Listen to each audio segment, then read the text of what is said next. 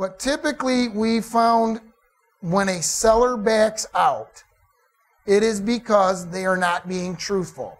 And I know Monica has touched on this.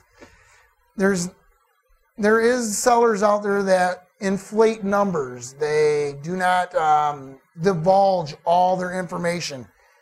And that's why I recommend highly that you do as much due diligence that you possibly can on your behalf. So when we're doing our due diligence, there's no surprises to you. For instance, when the seller's telling you it's 95% occupied, the first thing you should do is, okay, well, I want to see rent rolls.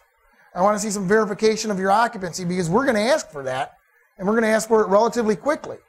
And if you go through their rent rolls and their verification of occupancy, you're going to know, all right, is it 95% or is it 85%?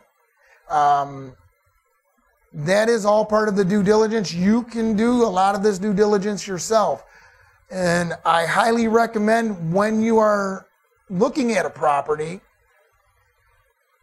call the treasurer's office, go online, see if there's any tax liens or judgments against the property. Make sure that is worded in your contract so you're not paying any of that, because the last thing you want to do is, when my investors are doing their due diligence, they come back and say, we got a $300,000 tax lien on this property.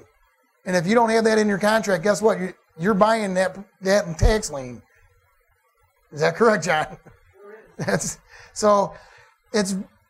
I know it's a little bit of work. It's more than a little bit. It's a lot of work, and a lot of times it's a pain in the ass. But you're going in and you're buying a multi-million-dollar property. So my investors, the more prepared you are, the more comfortable they're going to be in loaning you the money that you're asking for.